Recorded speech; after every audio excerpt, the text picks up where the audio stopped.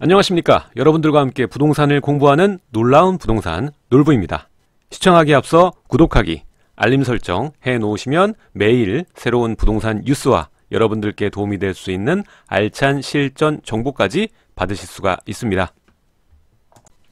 오늘은 뉴스 브리핑 시간으로 준비를 했습니다. 오늘의 주제는 이 똘똘한 한 채, 요즘 부동산 시장의 키워드죠. 이 똘똘한 한 채가 부동산의 하락기, 침체기에는 가격의 하락폭이 훨씬 더 크다라는 제목입니다.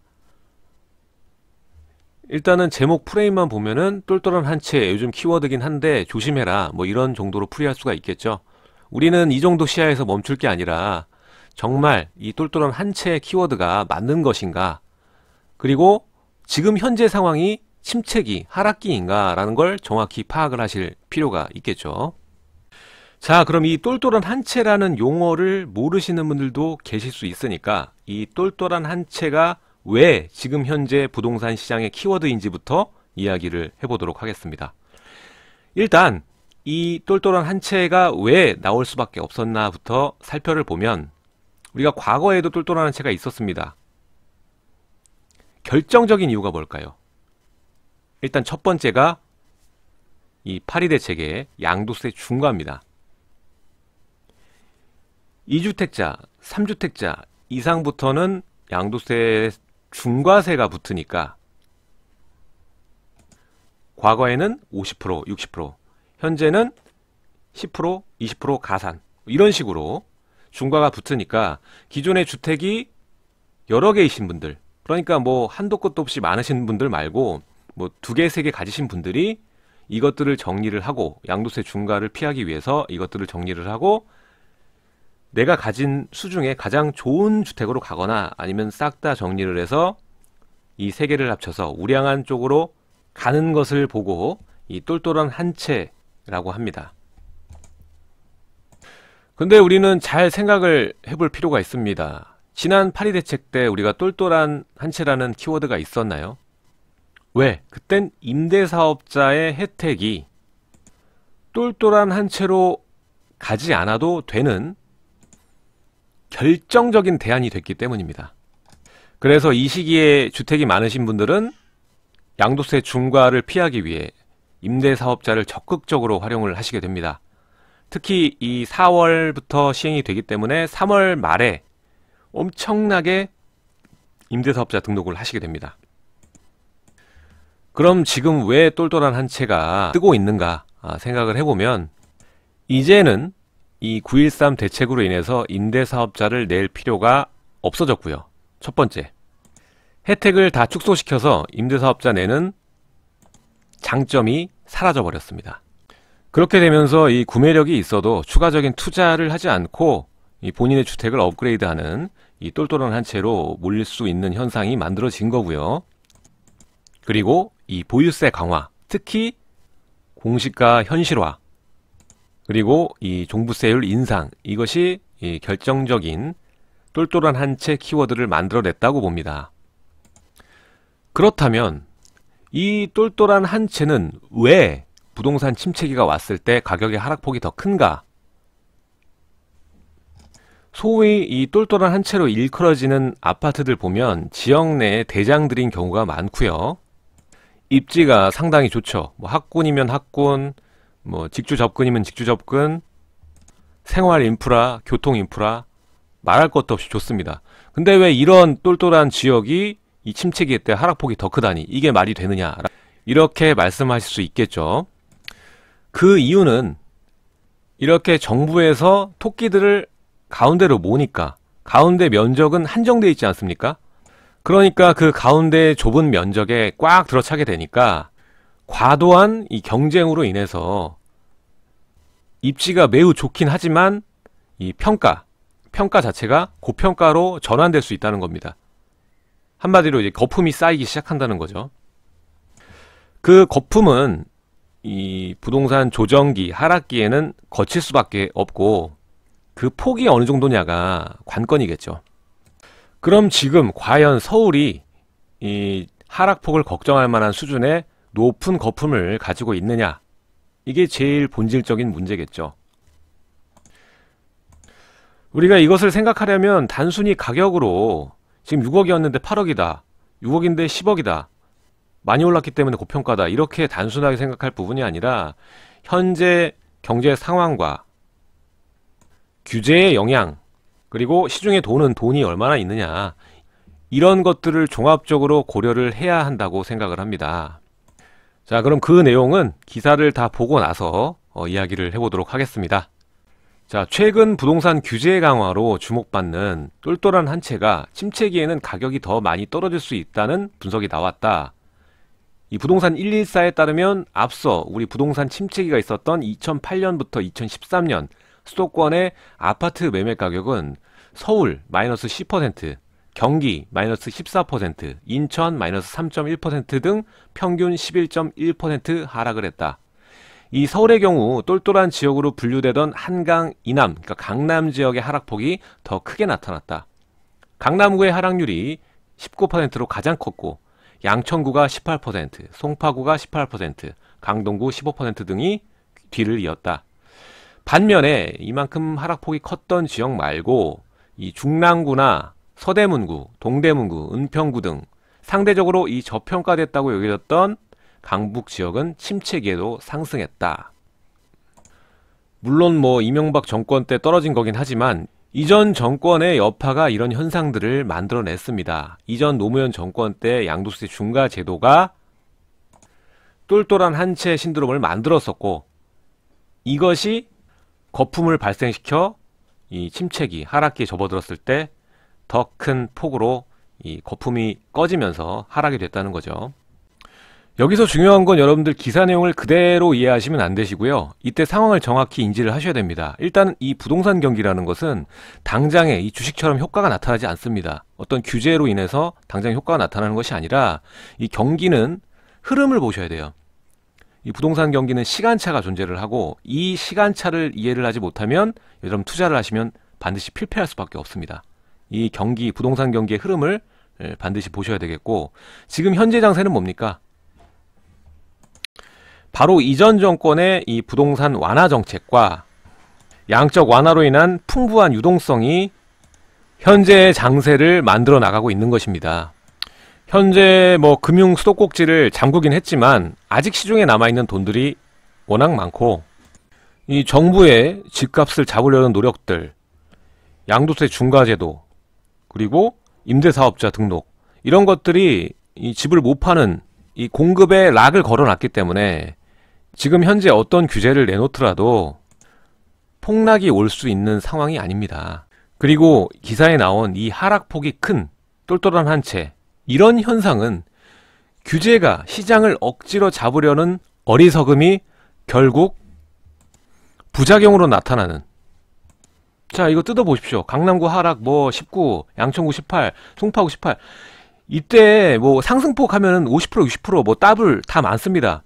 하락이 이렇게 됐다고 해서 이전 저점을 깨고 갱신한 것이 아닙니다. 그만큼 많이 오른 것 중에서 일부가 조정이 된 것이죠. 일부가 하락이 된 것이죠. 문제가 뭡니까? 원래부터 가지고 계셨던 분들은 상승한 겁니다. 하락이 된 게 아니죠. 여기서 문제가 되는 건 이 똘똘한 한 채의 그 수요를 만들어내서, 정부의 규제로 인해서 만들어졌지 않습니까? 똘똘한 한 채 가야 돼 하면서 수요를 만들어내고 나중에 고점잡이 하신 분들, 이것들 정부에서 뭐 책임져 줬습니까? 이때 고점 잡아서 이제야 회복하신 분들 굉장히 많습니다.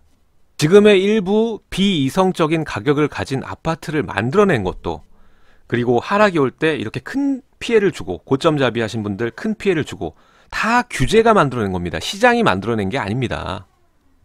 그 본질을 여러분들이 잘 파악을 하셔야 됩니다. 그리고 부동산 경기의 흐름을 잘 보셔야 되고, 그리고 내가 매수하려는 이 아파트가, 이 주택이 과연 평가 절하인가 평가 절상인가, 이거를 정확히 파악하시는 눈을 기르셔야 됩니다. 이것은 임장으로, 공부로 만들어질 수밖에 없어요. 여러분이 그만큼 시간 투자를 하셔야 됩니다.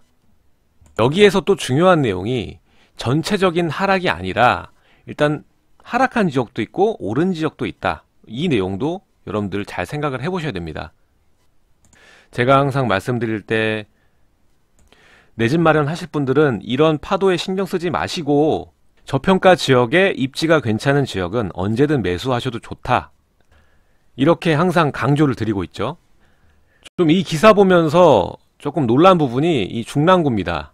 요즘에 제가 추천해달라고 하시는 분들께 이 중랑천을 많이 말씀을 드리거든요. 중랑천 일대, 중랑구, 동대문구, 여기가 이제 중랑천 바운더리인데, 지금 현 시점에도 저는 중랑구 쪽에 입지 좋은 아파트, 그리고 이 동대문구의 재개발, 그리고 중랑천에 있는 뭐 장안동에 있는 아파트라던가 이런 데 갭 아직 작거든요. 얼마 안 들어갑니다. 확실히 가치 대비 저평가되어 있는 지역이다 라고 저는 보고 있기 때문에 이런 지역은 지금도 괜찮다고 생각을 합니다. 자, 계속 기사 보도록 하겠습니다. 서울과 가까운 용인과 과천, 성남, 김포, 고양, 파주, 광주 순으로 하락폭이 컸다. 반면에 이 외곽에 있는 포천과 안성, 평택 등은 오히려 급등했다. 이렇게 대세 하락, 전체가 하락하는 게 아니라 일정 지역은 하락하고 또 다른 지역들은 상승하고 이런 현상들이 반복이 되는 겁니다. 일단은 뭐 지역 살펴보면은 과거에 용인 인기 많았죠. 과천, 성남, 김포, 고양, 파주, 광주. 지금 보시면은 파주랑 일부 지역 빼고는 지금도 인기 많고 많이 오른 지역들입니다. 그만큼 지역이 좋아서 고평가가 됐기 때문에 그 거품들이 걷어져 나갔을 뿐이지, 이 지역들이 뭐 저점 이하로 망한 수준까지 간 게 아닙니다. 과거 침체기의 매매 가격 변동률을 살펴보면 대체로 이제 실수요자들보다는 투자자들이 많은, 투자 수요가 많이 유입된 지역을 중심으로 하락세가 나타났다. 자, 이 단어 보십시오. 실수요자가 많다. 실수요가, 투자 수요는 없고 실수요자가 많다. 이게 저평가 지역인 거고요. 투자자가 많다. 이게 고평가 지역인 겁니다. 지금 이 지역들 보면은 다 인기 지역들 아닙니까? 입지가 뛰어나니까 그만큼 평가가 높아지고 거품이 쌓이고 일정 기간 지나서 침체기가 오면은 거품이 걷어져 나간 것 뿐이지 망하고 폭락이 온 게 아니라는 얘기죠. 그 본질을 여러분들 정확히 알고 계셔야 되는 겁니다. 입지는 절대 거짓말을 한 게 아닙니다. 규제로 인한 시장 왜곡으로 인해서 큰 폭락이 온 것처럼 보일 뿐이지 입지는 불변하고 가치는 불변합니다. 여기에 절대 속으시면 안 된다는 겁니다. 그럼 우리는 어떻게 해야 되겠습니까? 입지가 좋은 지역의 저평가 지역을 잘 찾는 노력을 하셔야 되겠죠. 그냥 가격이 오른다고 찾아가시고 쫓아가시는 이런 투자보다는 내가 실제 평가보다 낮은 지역에 입지가 우수한 지역을 찾는다라는 생각으로 한 땀 한 땀 정성을 들여서 여러분들이 지역을 찾으셔야 됩니다. 그렇다면 상승폭은 작을지 몰라도 떨어질 일은 없습니다. 더 오르면 올랐지 떨어지진 않는다는 겁니다. 자, 계속 보겠습니다. 실수요가 아니라 풍부한 유동성이나 저금리, 희소성 등을 이유로 급등했던 지역은 경기에 민감하기 때문에 경기가 안 좋아지면 가격 방어력이 떨어지는 것이다. 최근에는 서울과 서울 인접 지역을 중심으로 과열 양상이 나타난 만큼 향후 이 부동산 가격이 약세로 전환할 때 가격 하락폭은 더 크게 나타날 가능성이 크다. 최근 이 시장 분위기의 편승에서 똘똘하다는 이유만으로 자산을 한 곳에 집중하는 전략은 예전부터 높은 리스크를 동반했다는 점에 유의할 필요가 있다. 이러면서 기사는 끝이 납니다. 제가 이전부터 비강남 지역을 보셔야 된다. 강남은 관망해라. 이렇게 얘기하는 게 리스크 관리 측면에서 드리는 말씀입니다. 강남이 떨어져서 그러는 게 아닙니다. 강남이 이미 오를 만큼 올랐기 때문에 들어갈 필요가 없다라고 말하기보다는 강남이 많이 올랐기 때문에 리스크가 커졌다. 이 정도로 해석을 하시면 될 것 같고요. 지금 현재 내수 경기 최악이죠. 대외적인 상황 안 좋죠. 미국, 중국 무역 전쟁이다. 주가는 연일 하락하고 오늘 뭐 반등을 했습니다마는 하락을 하고, 이렇게 안 좋은 상황에서 부동산이 더 올라갈 수 있느냐, 어찌 그럴 수가 있느냐, 이렇게 물어보실 텐데, 지금 현재 이미 강남, 그러니까 선두그룹은 이미 이만큼 가 있습니다. 거기에 비해서 이 하위 그룹들은 아직까지 올라오지 못한 상황이에요. 어느 정도까지는 올랐지만, 그러니까 아직 걱정할 수준만큼 오르지 않았다, 거품이 끼진 않았다 라고 보는 거고요. 아직 유동성이 풍부한 상황이고 금리가 낮은 상황입니다. 그럼 이 말씀을 하시겠죠. 이제 대출이 안 나온다, 이젠 상황이 다르다. 맞습니다. 수요가 줄었죠. 하지만 반대로 이 주택임대사업자의 의무기간과 이 양도세 중과로 인한 이 매물 공급 잠김으로 인한 공급 부족 현상이 훨씬 큽니다. 게다가 수도꼭지는 늦게 잠갔기 때문에 이미 시중의 유동성은 여전히 많은 상황이고요. 자, 오늘의 결론은요. 여러분들 이 똘똘한 한 채 조심하셔야 되는 건 맞습니다. 여러분들이 리스크 관리를 위해서 강남이 더 오를 수 있으나 너무 올랐기 때문에 지금은 리스크가 크다라고 생각을 하셔야 되고, 기사에서 보셨듯이 오르는 지역이 있으면 떨어지는 지역이 있고 떨어지는 지역이 있으면 또 오르는 지역이 있습니다. 수요는 항상 이동을 하기 때문에 여러분들이 부동산 경기와 이 흐름을 그리고 입지를 잘 분석하는 눈을 기르시는 것이 무엇보다 중요하다고 생각이 되고요. 앞으로도 저와 함께 열심히 공부를 하시면 됩니다. 오늘 내용 여기까지 하도록 하고요. 여러분들 구독하기, 알림 설정 부탁드리도록 하겠습니다. 제 영상 좌측과 우측에 또 다른 영상들이 나가고 있으니까 마저 시청 부탁드리도록 하고요. 내일 또 새로운 소식으로 여러분들을 찾아뵙도록 하겠습니다. 지금까지 시청해 주셔서 감사드립니다.